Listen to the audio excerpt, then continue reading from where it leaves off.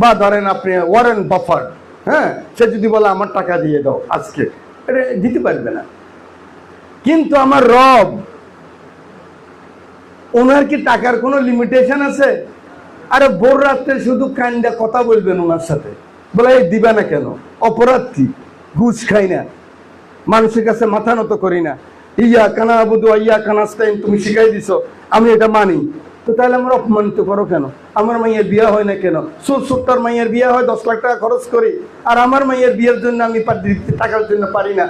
আপনার রব আপনাকে 3 দিনের মধ্যে টাকা দিয়ে দিবে, আমি গ্যারান্টি দিয়ে দিলাম। কিন্তু আপনি কিছুটা নিজাম সাহেবের উপর নির্ভর করবেন, কিছুটা আপনার রবের উপর নির্ভর করবেন, তাহলে হবে না।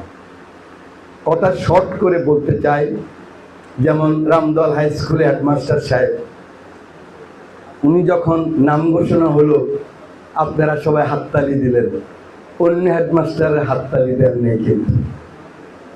তাহলে কি বৈষম্য? তাহলে কি কাউকে সুন্দর বলেন, কাউকে অসুন্দর? এটা ধরিয়ে দিচ্ছি, কারণ এই সভ্যতাই চলে গেছে, এই ভদ্রতাই চলে গেছে। আমি এখানে নামলাম কেন? আমি কিন্তু আপনাদেরকে দেখতেছিলাম না, ওখানে দাঁড়াইলে কমফোর্টেবল হতো। তো আমার ভাই শাহাদাত, ও এখানে আসি বক্তৃতা দিছে, আমার শিক্ষা অফিসার এখানে আসি বক্তৃতা দিছে, আমার কাছে এটা দৃষ্টিকটু মনে হয়েছে যে আমি যদি ওই জায়গায় বক্তৃতা দিই। এটাই ভদ্রতা। আপনারা যদি সকলের জন্য হাত তালি দিতেন, ওটাই ভদ্রতা। আপনার ছেলে, আপনার হেডমাস্টার, সেটা আপনার সবচেয়ে প্রিয়, যিনি বাইরে থেকে আসছেন তাকে বেশি বাহবা দিতে হবে, এটাই ভদ্রতা। আমি আশা করি এই অঞ্চলের মানুষ, প্রথম এখানে স্কুল, প্রথম এখানে কলেজ, প্রথম এখানে, যেমন রক্তদি সাহেব, আজ দেখেন ওনার নামও নাই, 70 সালে যারা প্রাক্তন মানুষ, এই কলেজ উনি করেছেন।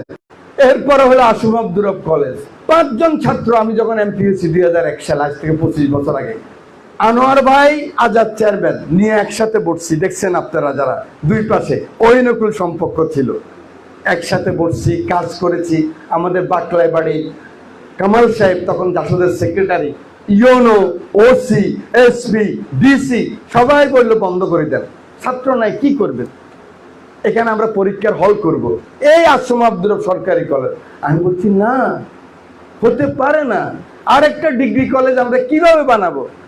এই আমি পুরাতন ছাত্রদেরকে ভর্তি করলাম, আমাদের সমাজ কল্যাণ অফিসার, শিক্ষা অফিসার ছিল তখন যারা, ওদেরকে 1500 টাকা করে দিতাম, যে ভাই আপনারা 60 টাকা লাগবে না, আমি না ভাতা তোমরা চালাও।